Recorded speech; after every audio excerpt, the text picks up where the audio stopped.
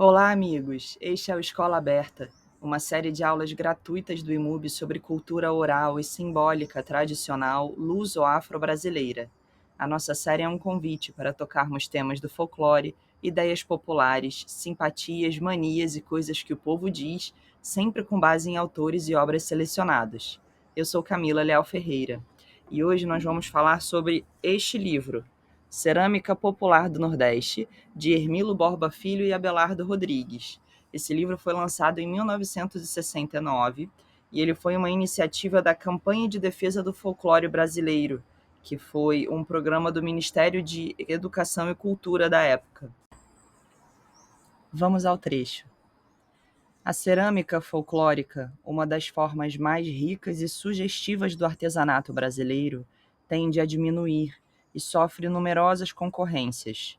Embora os motivos se repitam, a fabricação continuada de peças semelhantes resulta numa tal ou qual uniformidade que lhe dá a aparência de fabricação em série, o que ocorre efetivamente, mas sem uso de formas, tudo dependendo da habilidade manual, e isto é uma das razões que não pode ser considerada indústria, na legítima acepção do termo. Nas formas rudimentares e toscas, trabalhada à mão ou com auxílio de utensílios primários, chega a atingir níveis de perfeição e marcante valor plástico e psicológico. Podemos classificar ab initio duas espécies, a utilitária e a figurativa. Aquela podemos ainda subdividir em duas categorias: a simplesmente utilitária, destinada apenas ao uso na vida comum, que são as moringas, panelas, alguidares, frigideiras, canecas, etc., e a que, tendo o mesmo fim, já apresenta uma certa preocupação representativa, dando-se aos objetos formas de antropo, zoo ou fitomorfas, moringas que são figuras de gente, assovios que têm formas de passarinho, ou ainda imitando flores, frutas ou folhas, cofres que são porquinhos, coelhinhos ou tartaruguinhas, e assim sucessivamente. Por fim, temos a cerâmica figurativa. Geralmente são os bonecos, os bichinhos, as miniaturas, quer para brinquedo de criança, quer para presépios e outros destinos lúdicos. Nas artes plásticas e nas técnicas, muito se realiza a criatividade do povo. Mas essa criatividade tem um caráter especial. Essas artes e técnicas são sempre produto individual, feitas dentro de formas que representam experiência e imitação coletivas, tanto que não caracterizam um autor, mas uma região e uma comunidade. Falamos assim da cerâmica do Vale do Paraíba, de Caruaru ou das rendas do Ceará. As peças têm um tipo comum, feitas embora por mãos diferentes, e coincidem naquilo em que por todos foi aceito, como escreve José Pijoan, abre aspas. O artista popular tem a sua individualidade submersa no espírito racial. Os conceitos não são organizados logicamente e a arte é para empregar energia sobrante e fantasia, que está afogada no desvão do subconsciente. Fecham aspas. Nessas manifestações, mais do que nas literárias, musicais, religiosas ou nas que se praticam coletivamente, pode o observador arguto encontrar certo sainete individual, mas que não lhes tira de forma alguma o sentido folclórico.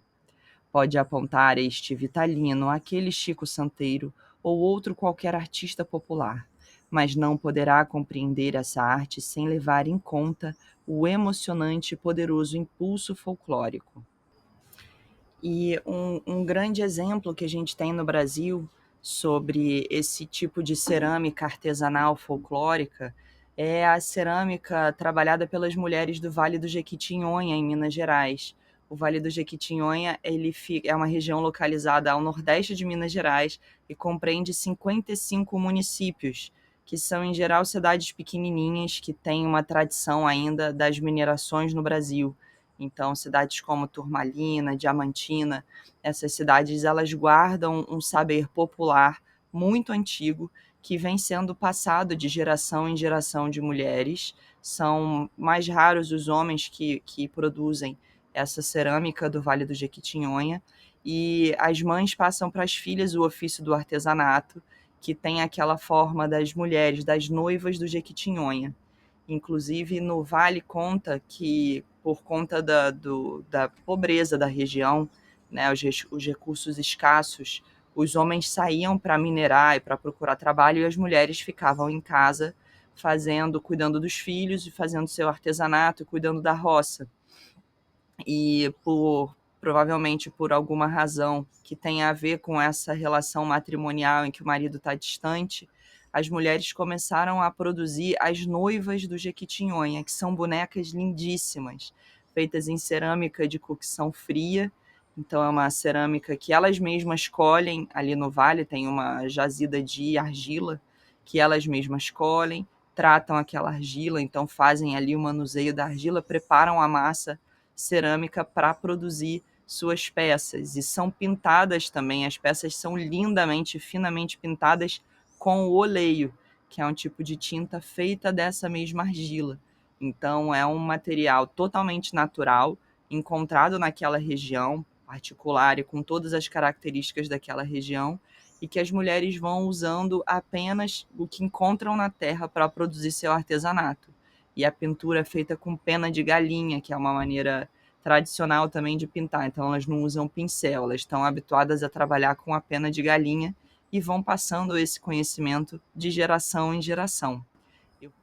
E aqui eu deixo algumas imagens desse artesanato tão especial das mulheres do Vale do Jequitinhonha, dessa argila tão bem trabalhada.